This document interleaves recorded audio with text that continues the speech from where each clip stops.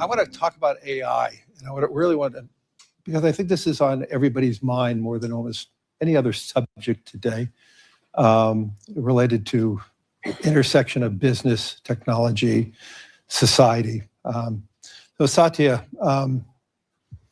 we're moving AI from something that was experimental, something that we always talked about in the future, and now it's today, and it's now more foundational.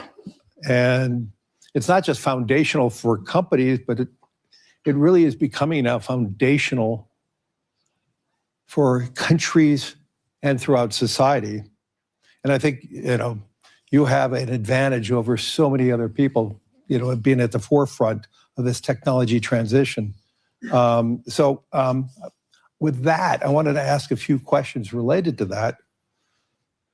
You have described that AI is a platform shift. And what does that mean, question one? Where do you see that shift going in the next few years? And importantly, the third part of my question would be fast forwarding a few years, 5 years. What's going to seem obvious in hindsight that feels less clear today?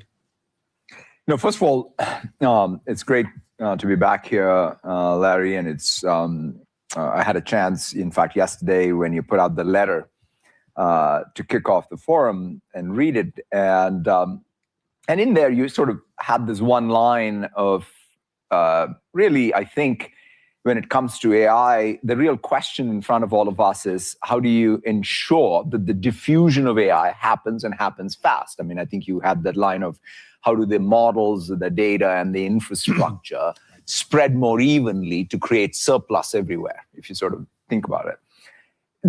The way I come at this is not that this has always been the arc of computation, right? You can sort of take it in the last 30 years or the last 70 years. It's always been about, can you digitize artifacts about people, places, and things, and then build analytical and predictive power, right? That's what the mainframes did.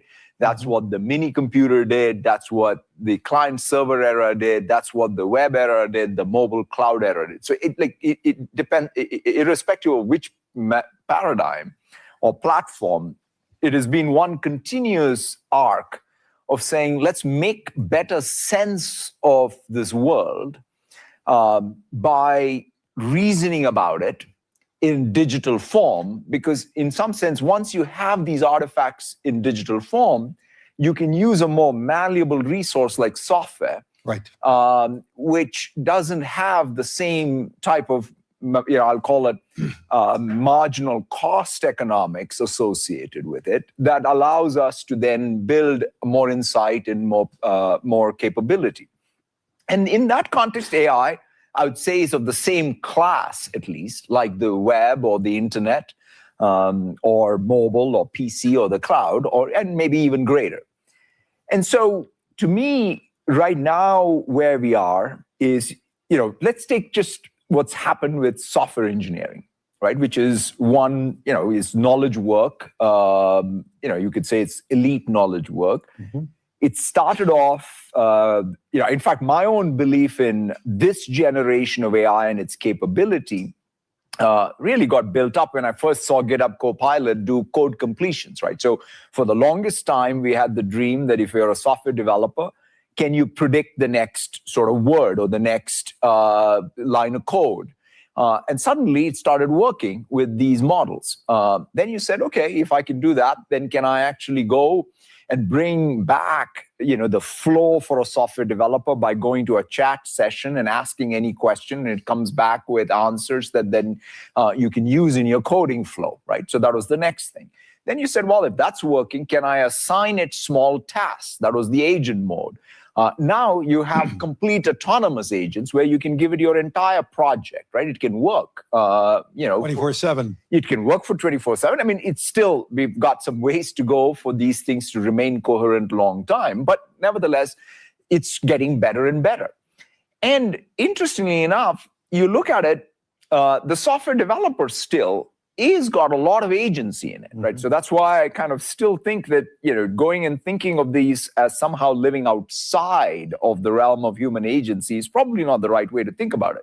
In fact, the way to perhaps conceive it, like if let's say in early 80s, if somebody had come to us and said, whatever, 4 billion people are going to wake up every morning and start typing, you would have said, why? Right? We have a typist pool that's good enough. We don't need 4 billion people.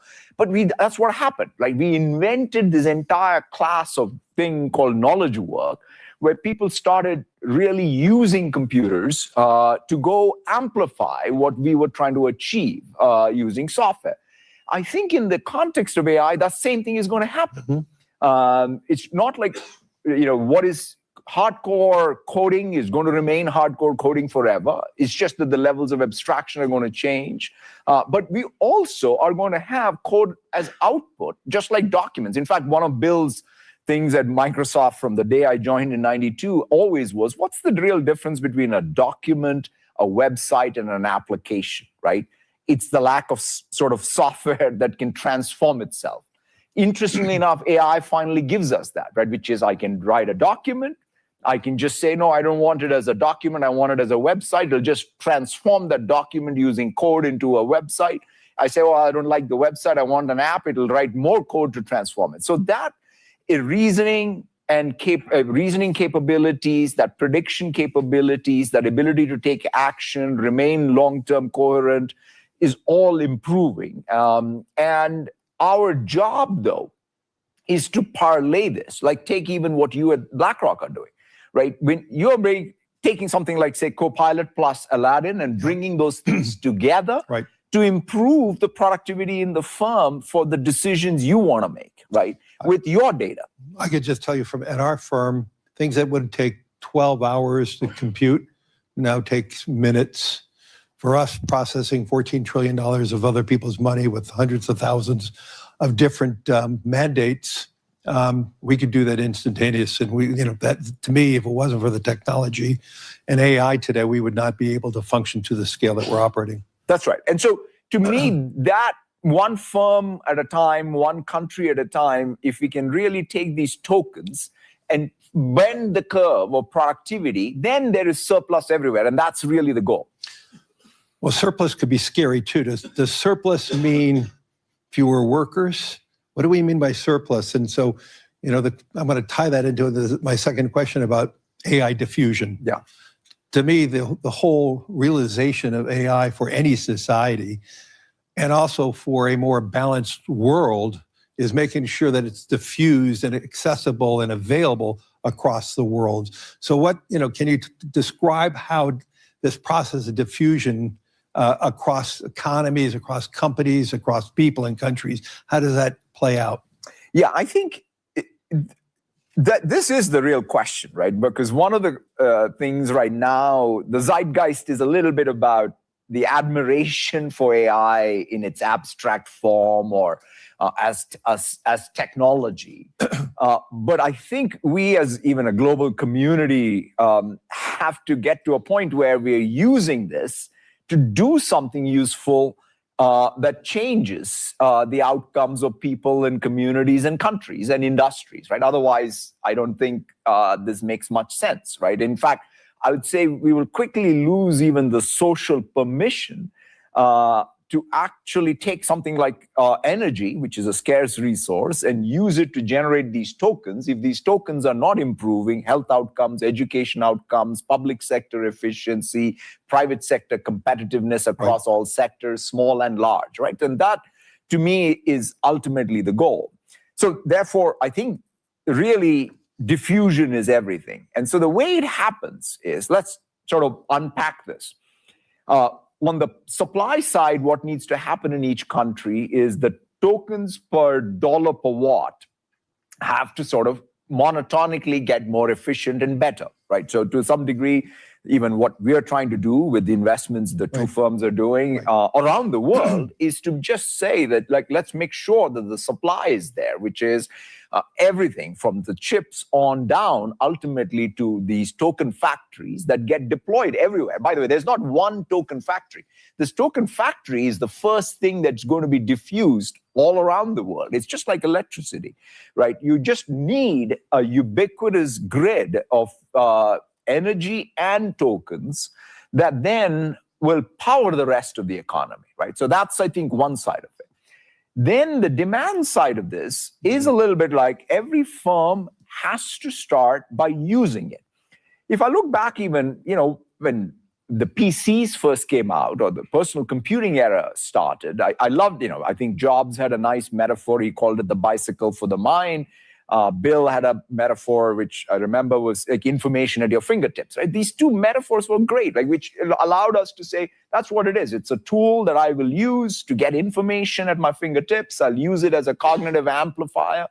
Now, I think that's what we have, but 10x, 100x, right? So in some sense, you as every knowledge worker, you now have access to infinite minds. That's the way I think about it, right? So there's a Turing Award winner called Raj Reddy who had this nice metaphor of AI, and he had this long before even generative AI. He said either it's a cognitive amplifier or it's a guardian angel, right? So if you think of AI as that, then in the global workforce, right, when a doctor can get to a patient, spend more time with the patient because the AI is doing the transcription and entering the records in the EMR system, entering the right billing code so that the healthcare industry is better served across the payer, the provider, and the patient ultimately.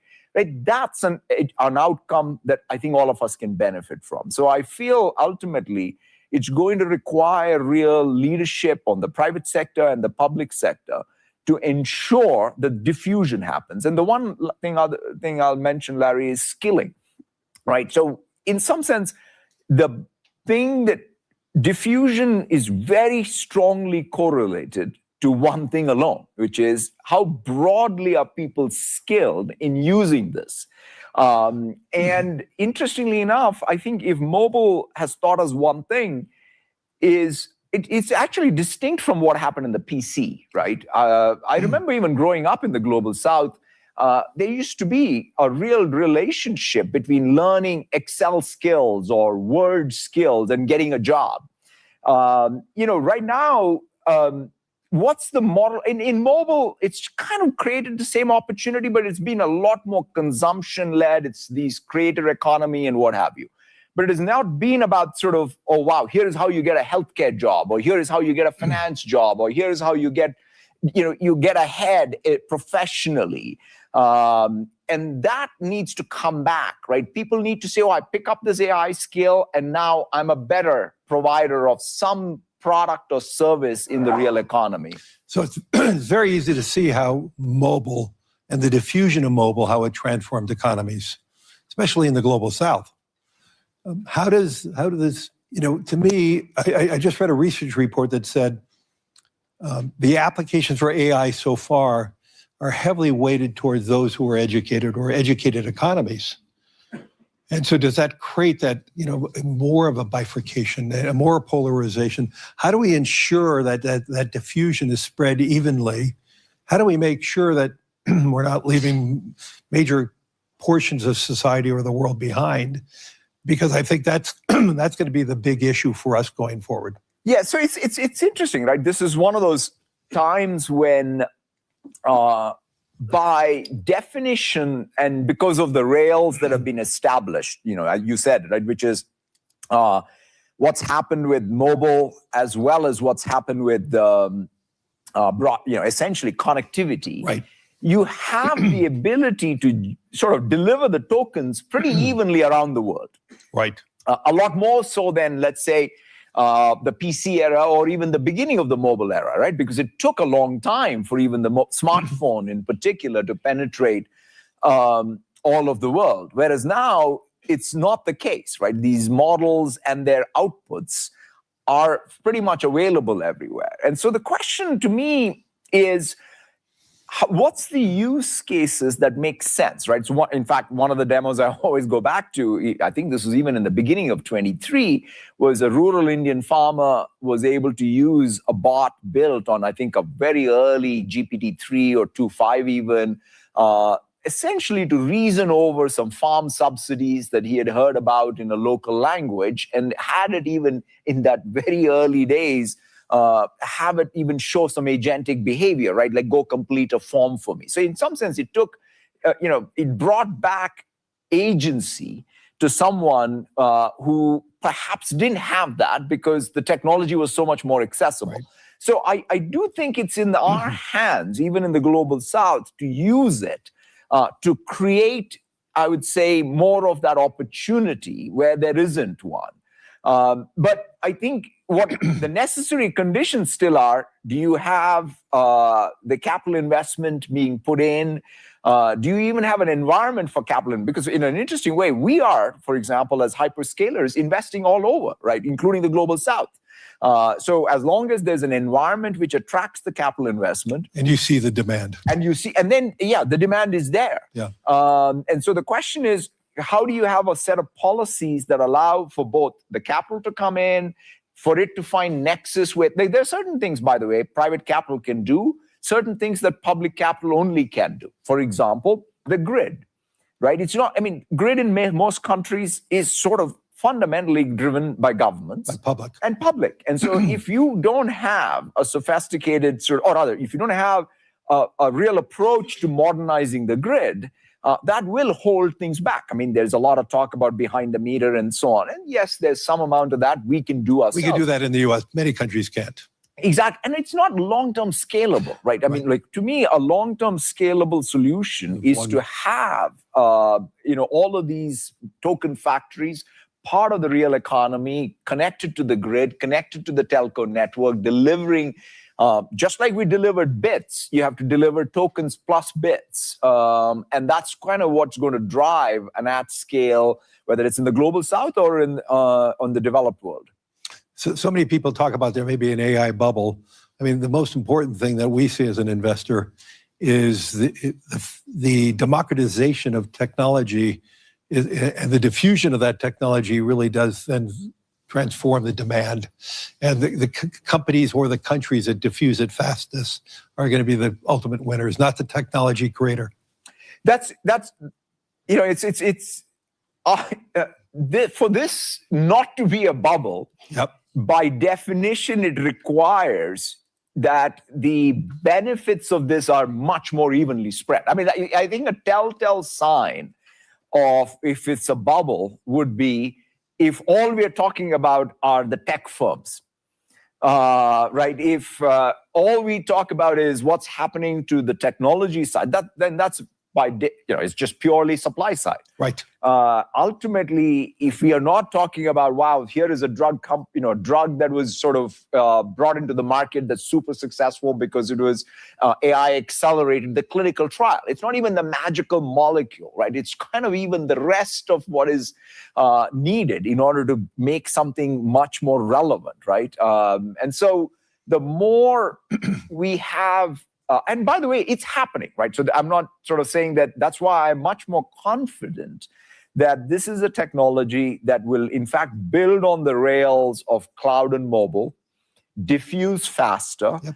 and bend the productivity curve and bring local surplus and economic growth all around the world, not just economic growth driven by capital expenses, right? Because it's a narrow point in time calculation. It's Right now, that's what we're seeing more. That's what we're seeing, in the developed world in particular. But remember, my capital, like that, the one thing that is definitely we're spending a lot of it in the United States, but 50% of it is also all over the world. Right. And so, interestingly enough, it depends on demand all over the world, and the demand all over the world will only be there if there is local surplus all over the world. And so that's sort of the way I see the equation. So let's drill down a little more. As AI diffuses, obviously organizations, companies, governments are going to have to evolve. Now getting to the demand side. So how do you think the structure of organizations is changing in an AI world? Across roles, across teams, management. I'm sure Microsoft has evolved itself. So it'd probably be good to tell the audience, how do you see this diffusion occur and the utilization at the corporate level or at a government level, which ultimately then creates that demand, which eliminates any fears and bubbles. Yeah, no, I think it's probably one of the big challenges with all of these new technologies is when work artifact and workflow changes. That means we as firms have to change how we work. In fact, I remember meeting the CEO of Generali, a few years back, and he was describing, he had joined the firm, pre-PC era, and he was describing how, for example, they worked with their agents in the field with faxes, interoffice memos, and suddenly the PC showed up, and people would then put a spreadsheet in an email and send it around, and the entire workflow and the work process changed, right? So similarly, I think with AI, you are going to start seeing actual change in how workflow happens, right? I mean, even in fact, for me, coming to Davos, 50 bilateral meetings I have, preparing for those, had a particular workflow, right? Which is there is to be my field team would prepare notes, and that would come to my HQ, and that would get further refined, and nothing had really changed, right? Since I joined in '92 to essentially even a few years back. Whereas now, I just go to Copilot and say, hey, I'm meeting Larry, please give me a brief.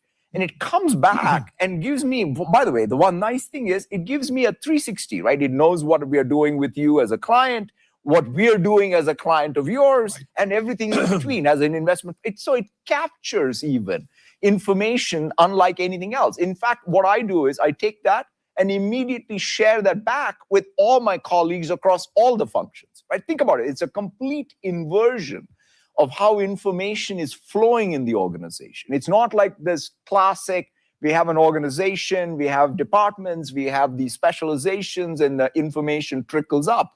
No. It's actually, it flattens the entire information flow. So once you start having that, you have to redesign structurally. So the current structure may not make sense.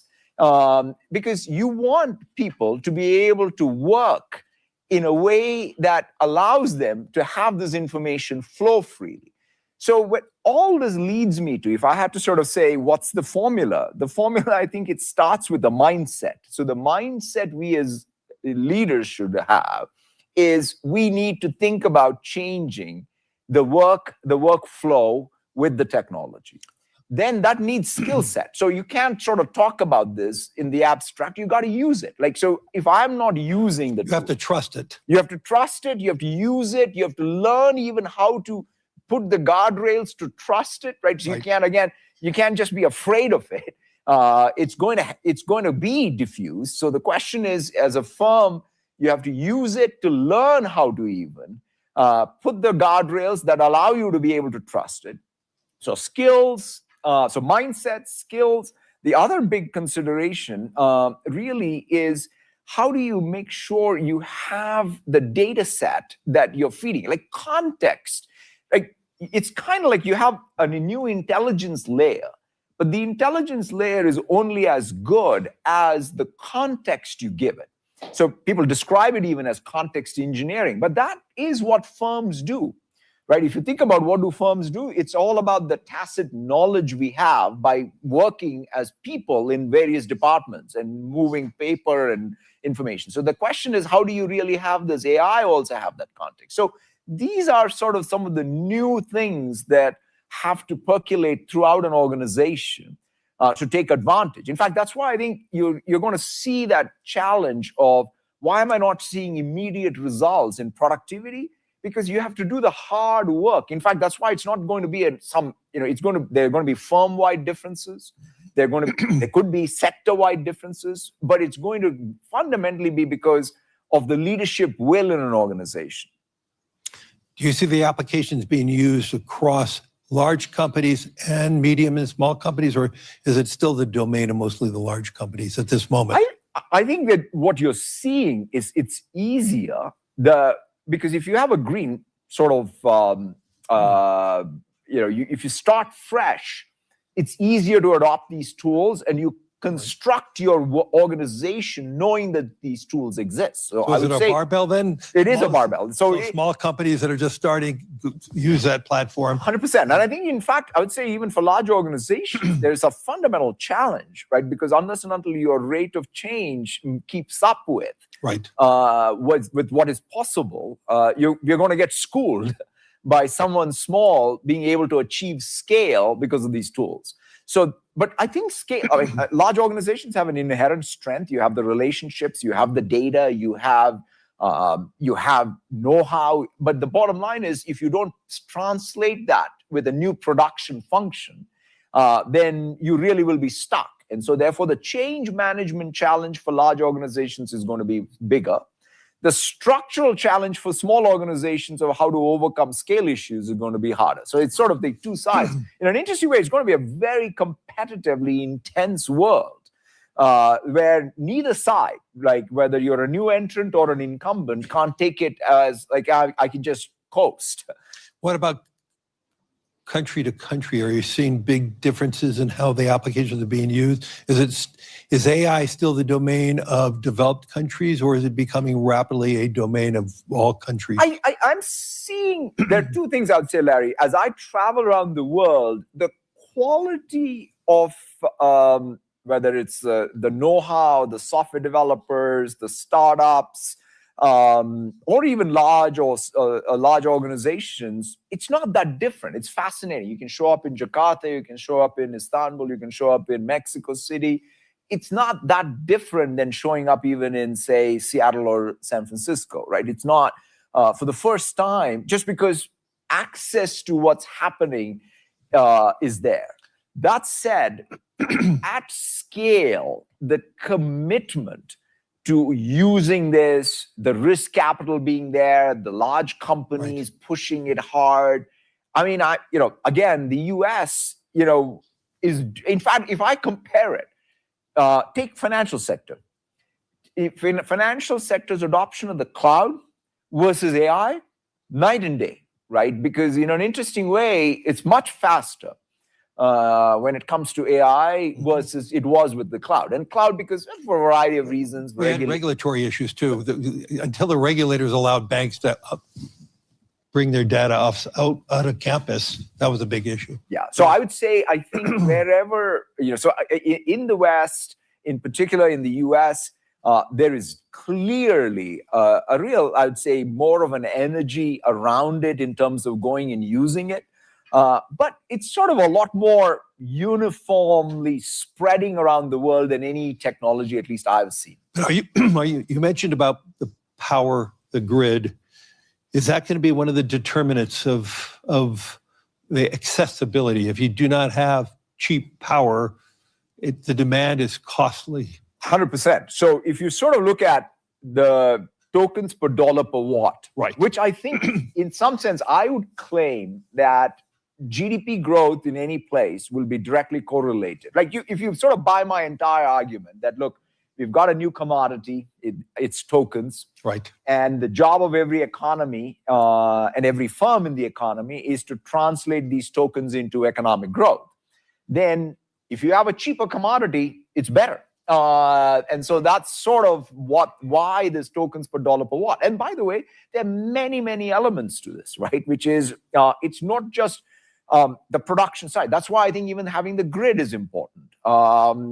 Construction costs, right? So if you think about the total TCO, everything, it's like, are you a cheap producer of energy? Can you build the data centers? Then what's the cost curve of the silicon and the systems? Right. And by the way, look at the token pricing, right? Token pricing basically drops by a half every 3 months. I mean, this is that's why I think you can sort of really plot how you use the tokens to create surplus, knowing that you have a commodity whose prices are just going to monotonically come down in a pretty fast curve.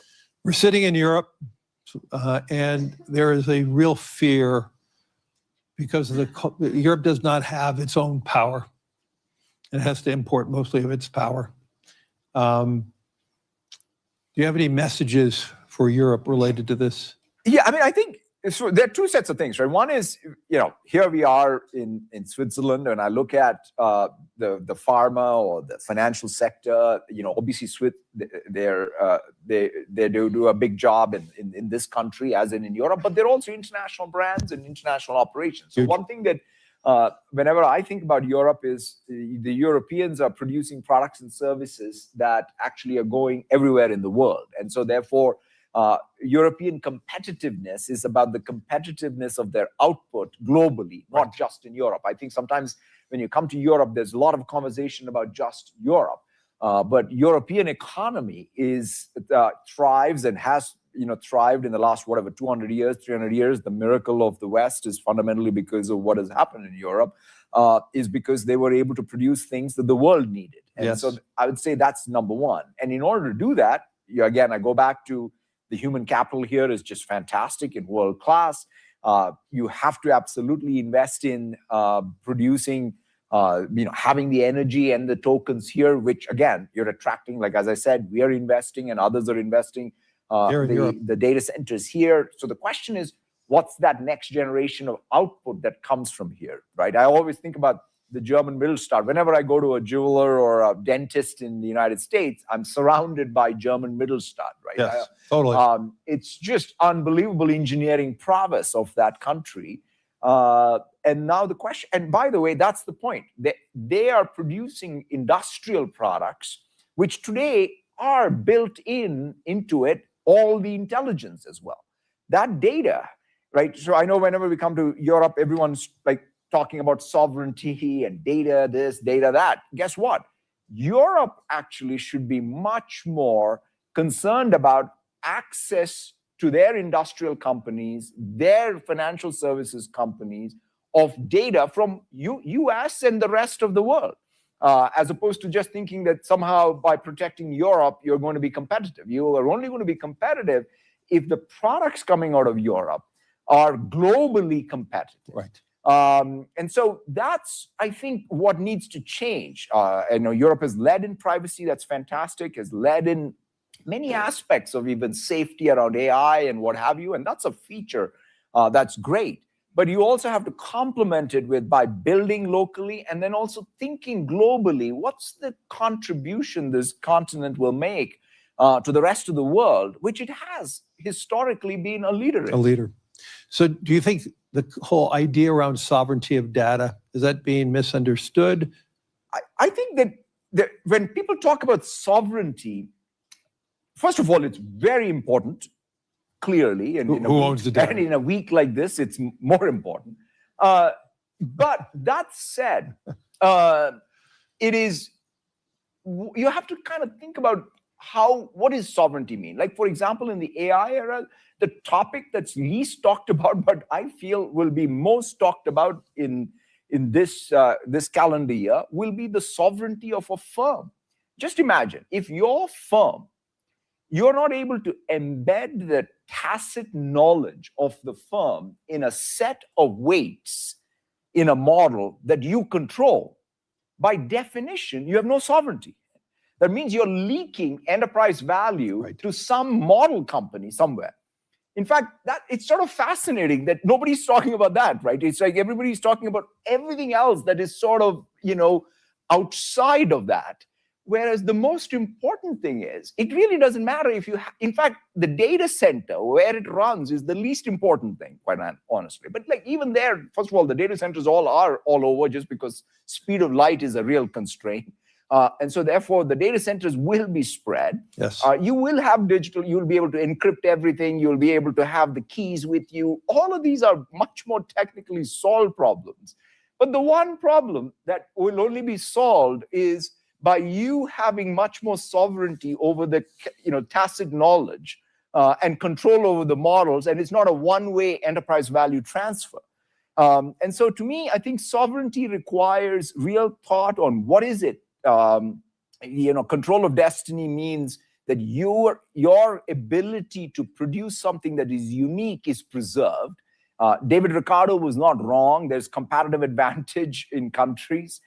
There is comparative advantage in firms. That needs to be preserved even in the AI era. That's what will give you real sovereignty. One last question. I know we're running out of time. In 5 years or 10 years, is there going to be one dominant model that we're all going to be using, and how is Microsoft preparing for this? Are we going to be using one model for enterprise, one model for other traits? Even in the last 3 years, 4 years that we've been at it, the reality at this point is it's a multi-model world, right? I mean, in fact, if you think about it,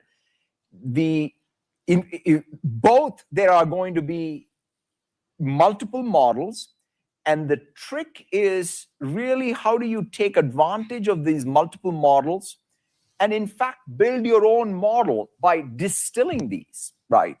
So think of these models that you orchestrate to build your own model, and more importantly, you do what is described as orchestration or harness engineering. So the IP of any application or any firm is, how do you use all these models with context engineering or your data? Yes. Right. So it's that three parts. So can I bring in all the models, by the way, which is closed source, open source, build my own model, orchestrate them, and feed it my data to change the trajectory of some outcome that I care about? That's it. That's the entire picture. So you can do it in I produce a particular product or service. First, I got to do better job in sales, or better job in R&D, or better job in finance, or what have you. And you take that outcome, and then you say, can I use all the models, orchestrate them, and feed it my context? And then as a result of it, the reasoning traces are really leading to some capability and models that I control as my IP. As long as firms can answer that question, they're going to be getting ahead. Ladies and gentlemen, let's thank Satya, my friend. Thank